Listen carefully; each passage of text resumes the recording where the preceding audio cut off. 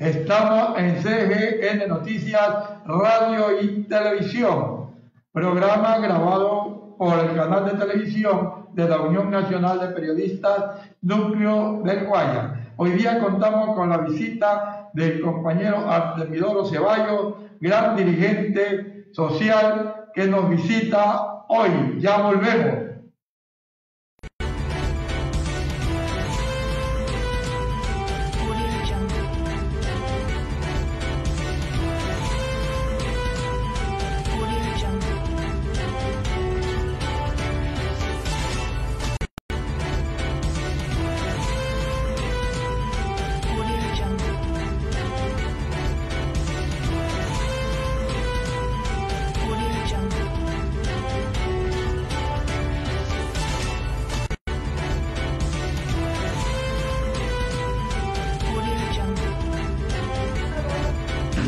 Estamos de regreso en nuestro programa Frente a Frente, un diálogo con la ciudadanía.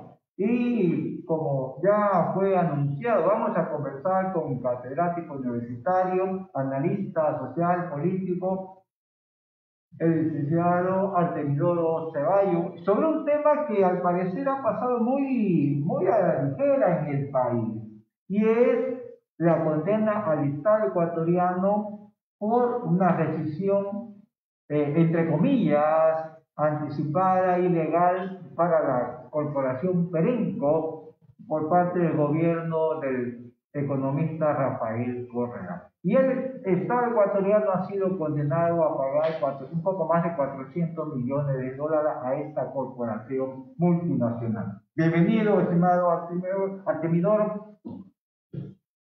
En realidad es una problemática que nos lleva a muchas aristas en términos de análisis, ¿no? Porque tenemos que hablar de los tratados bilaterales de inversión, tenemos que hablar también del CIADE, ¿no? En relación a esta nueva onda de crear tribunales supranacionales para dirimir litigios entre las grandes corporaciones internacionales de inversión y los estados en el mundo, particularmente África, Latinoamérica, Asia.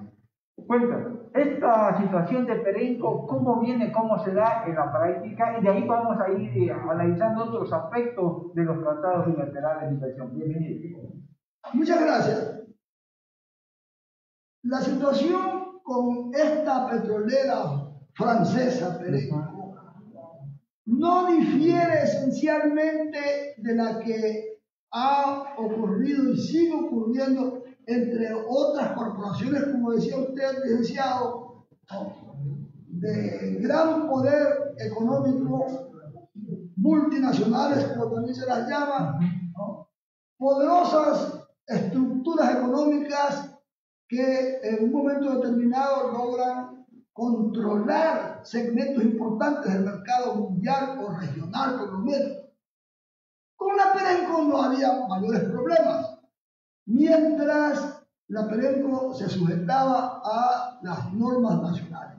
Pero las normas nacionales eran demasiado laxas y en aquel periodo que algunos quisieran que vuelva y que en cierta medida, digo yo, con horror parece que están volviendo, ¿no? Los contratos con las petroleras y con otras importantes empresas internacionales se hacían sobre la base de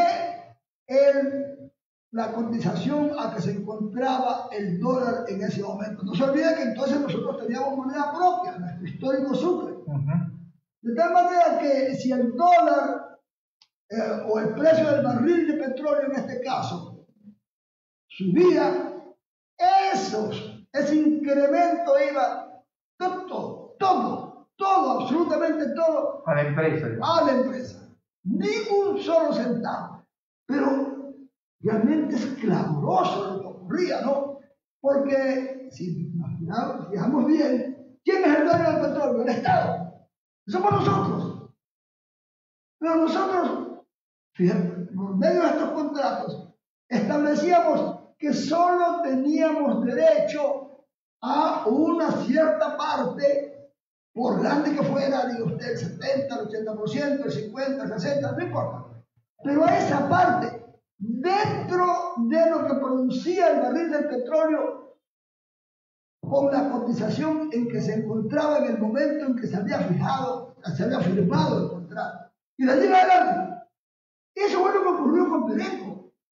Cuando Perenco firma con Ecuador, ¿no? El barril de petróleo estaba en uno de los momentos más bajos, como en $25 o algo así. No obstante, eso era suficiente para cubrir todos los gastos de la empresa y obtener la ganancia que ellos estimaban adecuada. En ese tiempo el Estado ecuatoriano recibía las mal llamadas regalías. Ese era el criterio, ¿no? Pero esta no era la regalía, ¿no? Esta era el porcentaje, porque de lo que se trataba era de una concesión, y el Estado concesionaba a este también uno de las regalías, pero en este caso no era regalía, en este caso se trataba era de precio marginal. ¿Ya? Si el dólar cuando firmó el Estado ecuatoriano con la Perenco estaba en $25, imagínense cuando se puso a $45, eran $20 más. De esos no recibía un solo centavo el Ecuador. Entonces, como ya habían transcurrido los años y ya no se encontraba en el poder ni el doctor Osvaldo Hurtado Larrea, tan cariñoso y contemplativo con este tipo de empresas, ni su sucesor inmediato ideológico y político, el señor doctor Yamil Maguad Pitt, sino que estaba al frente un médico guayaquileño a quien yo respeto muchísimo, el doctor Alfredo Palacio. Palacio envía al Congreso Nacional, todavía no se llamaba Asamblea Nacional, era el Congreso Nacional, un proyecto de ley que fue aprobado por unanimidad, la ley 42, licenciado. ¿Ya? No fue la obra ni legisladores conservadores o socialistas o bucaramistas del Partido Social Cristiano, comunista, qué sé yo. No, todos los legisladores aprobaron la ley 42, mediante la cual se indicó, se estableció en esa ley 42, que del exceso, el precio excedente por encima del precio fijado en el contrato, se repartiría en partes iguales, 50% para el Estado y 50% para las empresas. Me imagino que los señores franceses se rascaron la cabecita. Y no les gustó, pero lo aceptaron. Pero lo aceptaron. Pasaron 2 años más y llegó al poder el economista Rafael Correa y pidió a sí mismo al Congreso. Me parece que todavía el Congreso ya estaba en la Asamblea. Debo examinar ese punto. No, Asamblea Legislativa. Ya fue la Asamblea. Ya, entonces le envió el proyecto para que ya no fuera 50 y 50, sino que en sus considerandos dice, pero si todo es nuestro, el precio excedente, el valor excedente del barril de petróleo debe ser íntegro para el Ecuador, pero le vamos a regalar el 1% para las empresas. Pero no fue con dedicatoria para Perenco, fue para todas las empresas. O sea, ahí hubo un planteamiento de renegociación de los contratos de exploración y en la práctica de explotación petrolera. También hubo contratos. Tiene usted razón que tenemos la renegociación de los contratos. Pero en este caso no, porque la ley es mandatoria.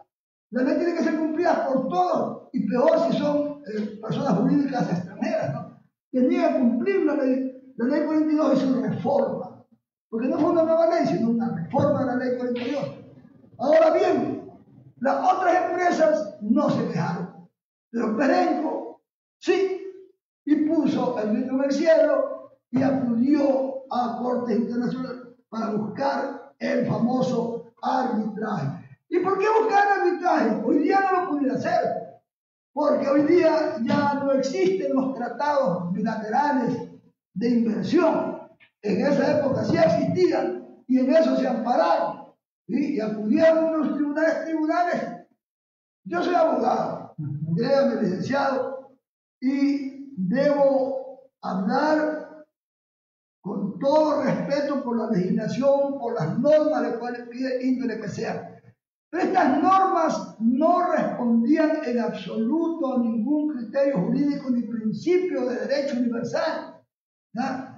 Según de acuerdo con estas normas, el tribunal que se constituía en el CIADI juzgaba inapelablemente y siempre, como lo estamos viendo en el caso Perenco ahora, a favor de las empresas internacionales. Los estados nunca ganan, los estados nunca tienen una razón. Ahora hay algo gravísimo. Pero digamos, ¿en qué fecha el Ecuador como estado y el gobierno como su representante suscribe, ¿no?, digamos, el CIADI como tal? Cuando se permitía en la época del doctor Juan Hurtado, en la época del doctor Lenín Campantino, en la época del doctor Fabián Alarcón Rivera, ¿no? En esa época, de alguna manera se implicaba subordinar al Estado ecuatoriano a legislación supranacional, a legislación de otros países. Enteramente de acuerdo con usted. Eso implicaba la subordinación, la pérdida de soberanía del Estado. Tanto es así que cuando los ecuatorianos mayoritariamente aprobamos la Constitución actual, esencialmente estamos aprobando en el orden de las relaciones con las corporaciones esta disposición, no a los tratados bilaterales de inversión, no a esta pérdida de soberanía que usted señala, no a esta subordinación de la legislación ecuatoriana a la legislación internacional que tampoco existe, sino las decisiones arbitrales internacionales. Pero como sí existía en aquella época, el juicio continuó con vaivenes y ahora ha resultado con una condena para el Estado ecuatoriano que con los descuentos que tienen que hacer también ellos no llega a 400 millones, pero sí es muy grave. Son como 350, 360 millones. En la crisis fiscal que nos pregona cada día, pues de 300 millones son 300 millones. Es mucho peor cuando el Estado no ha tenido dinero, ni siquiera para atender a los muertos en las calles de Guayaquil en la pandemia, ¿verdad? Pero bueno, esta situación nos lleva a analizar varios aspectos. Primero, el rol y el papel jugado en la defensa del Estado y los intereses del Estado ecuatoriano por parte de la Procuraduría de la Nación, del Procurador Nacional. Y ahí a lo largo de estos juicios han estado varios procuradores. ¿Cuál ha sido el papel jugado por ellos en términos de defender el interés nacional como Estado?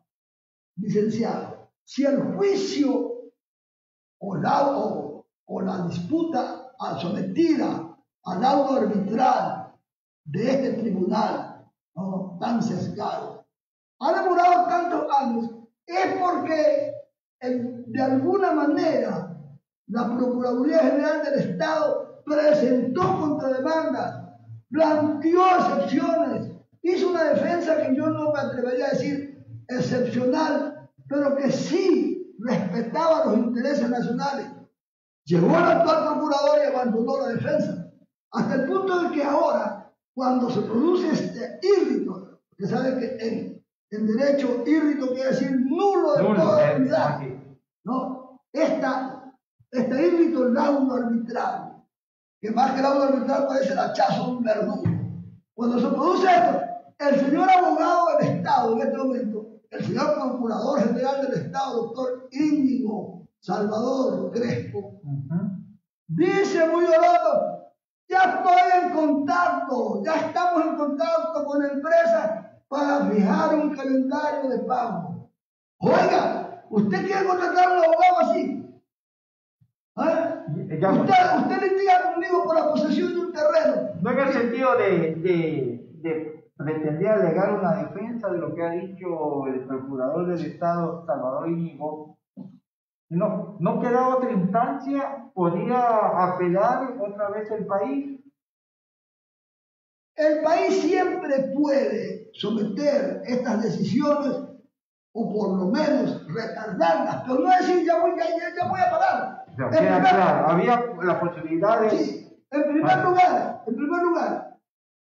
En segundo lugar, si usted como Procurador General del Estado dice, y no importa, mejor, porque de esa manera ya voy a iniciar juicios de repetición en contra de Palacios y de Correa. Aquí no se trata de que usted odie al doctor Palacio o odie al economista Correa. Aquí se trata de que usted, como abogado del Estado, no puede, primero, dar por perdido lo que todavía demanda de parte de usted algún recurso, por lo menos aclaración.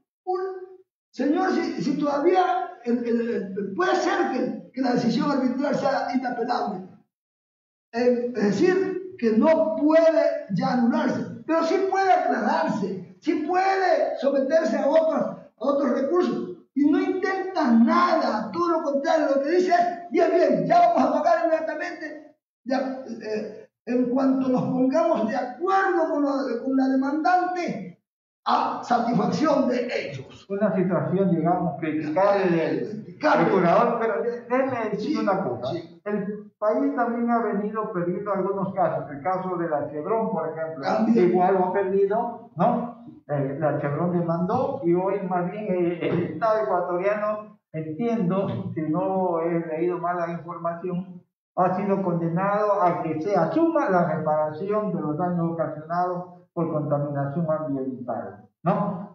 Alegando de que la sentencia, la elaboración de la misma fue de carácter fraudulento, entre comillas, comprada. Entonces, estamos frente a una situación de indefensión del Estado, a eso me refiero en el fondo, pero no solamente por la Procuraduría, sino también por el hecho de estas normas paranormales de someternos a un tribunal que definitiva que es un tribunal comercial, porque ni siquiera es de los estados como estado, ¿no? Entonces, es de las empresas que han montado son jueces privados, son jueces que reciben emolumentos gigantescos por cada actuación que tienen ellos. Porque no es que es la parte de las Naciones Unidas, de la Organización Mundial del Comercio, en definitiva, no tiene nada que ver con eso. No es la Corte Internacional de Justicia de la Haya, no es nada de eso. Entonces, ¿por qué el Estado ecuatoriano, por qué los gobiernos siguen sometidos a esos tribunales tan especialísimos?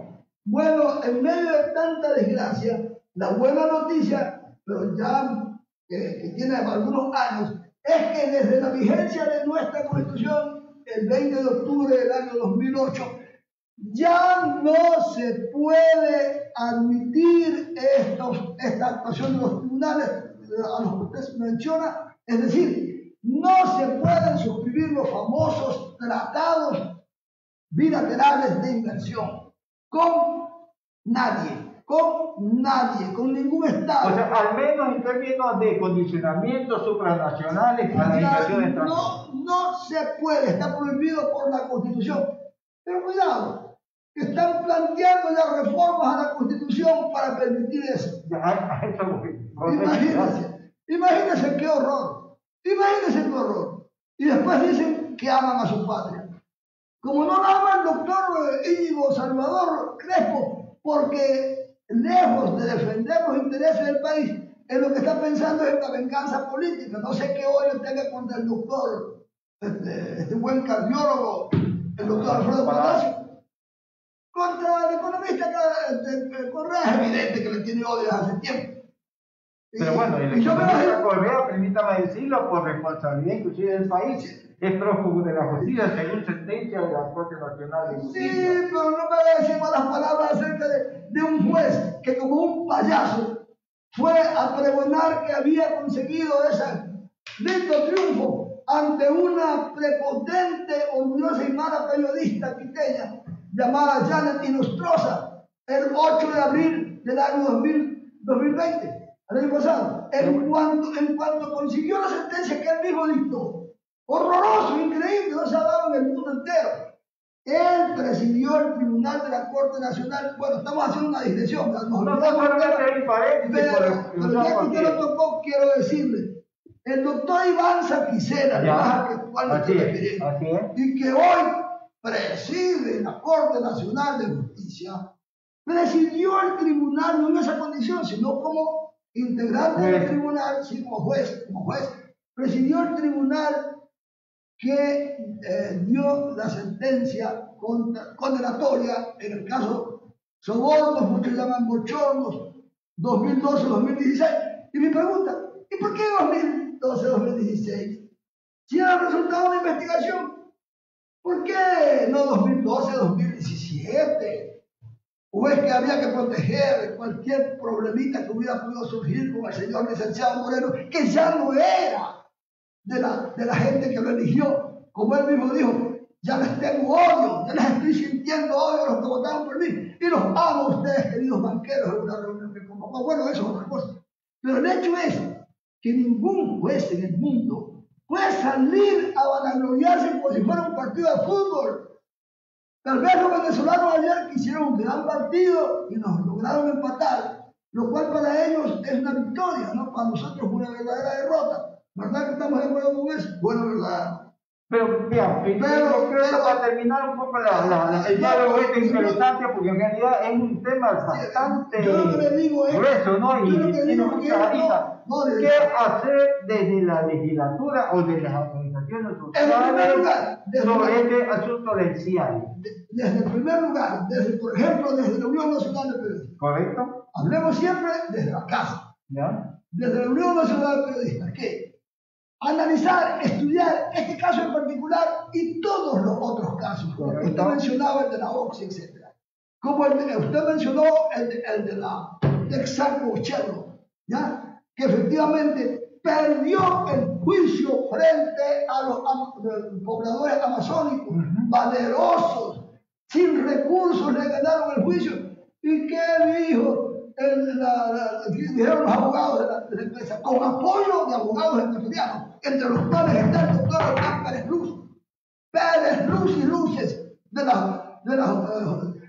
del derecho, iba a decir ecuatoriano, guayaquileño, ¿ya? Él también participó en eso, en deslegitimar la resolución de la Corte Provincial de Sucumbíos y decir que había sido amañada.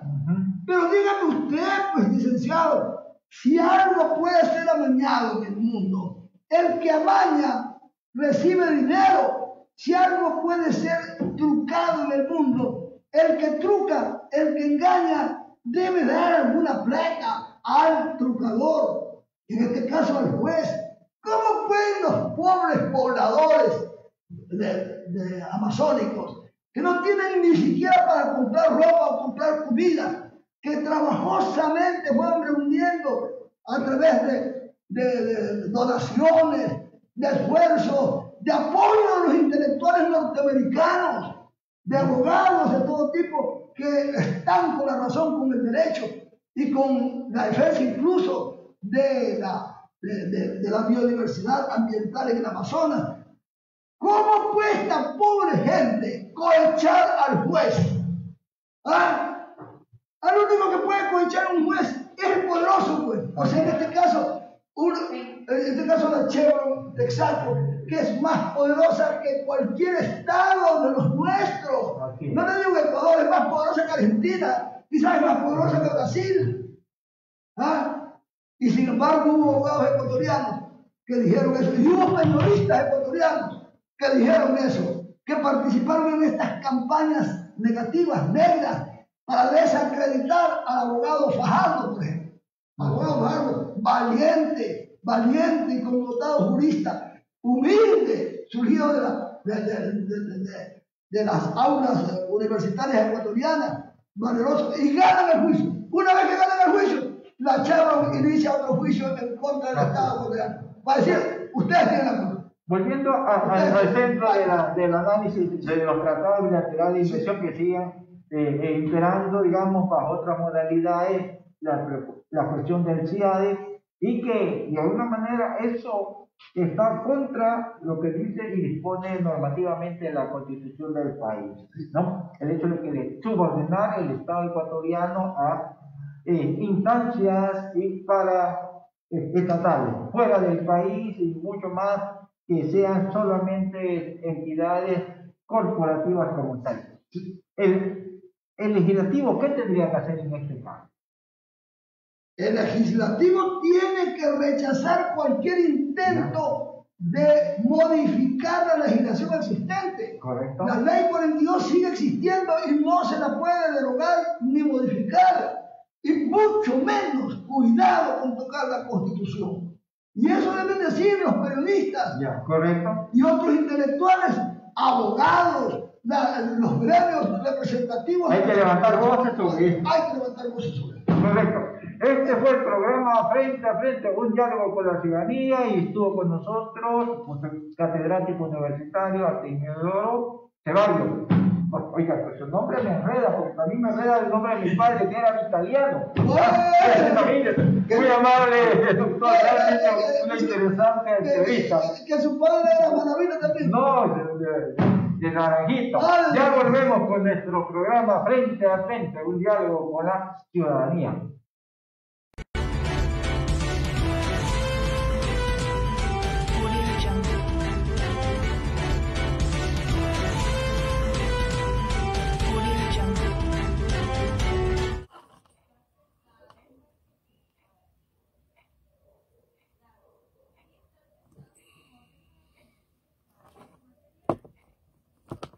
Muy buenas tardes, amigos de las redes sociales, Facebook, Instagram y YouTube.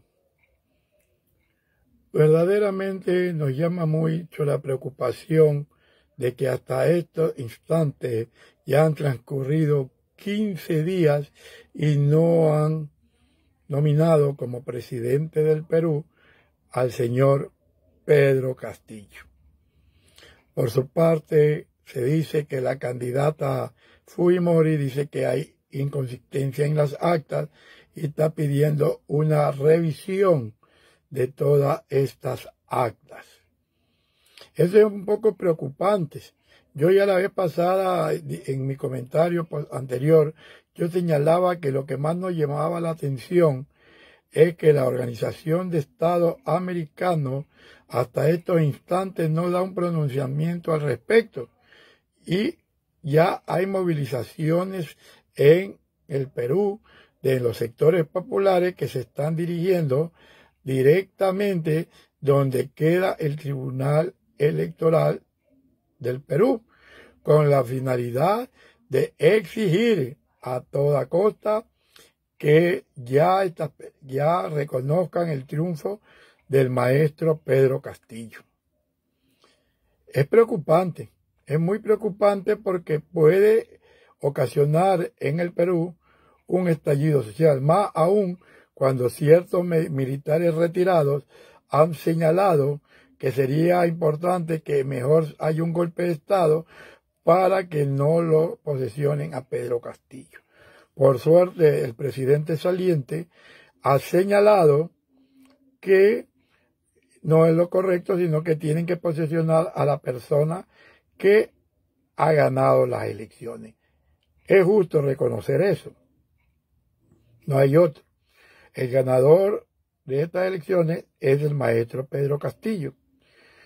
Peor es que en este último tiempo se aglomeren los diferentes grupos sociales y presionen en el ministerio, en el Tribunal Electoral, y para que elijan y nombren definitivamente a Pedro Castillo presidente. Lo que hay que evitar es que haya un estallido social. No nos olvidemos que ya hay estallido social en Colombia, hay estallido social también en Brasil y en algunos sectores de Latinoamérica. Entonces, evitémonos mejor estos tipos de inconvenientes.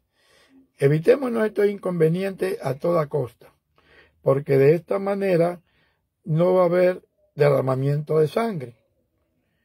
Porque si no posesionan como debe ser a Pedro Castillo, el pueblo peruano que le dio su voto va a salir a las calles a presionar y a obligar, aunque las mismas oligarquías del Perú, los medios de comunicación y la banca no estén de acuerdo.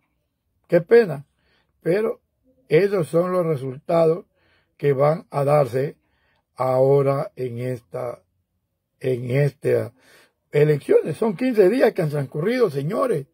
Son 15 días que han pasado y nadie dice absolutamente nada.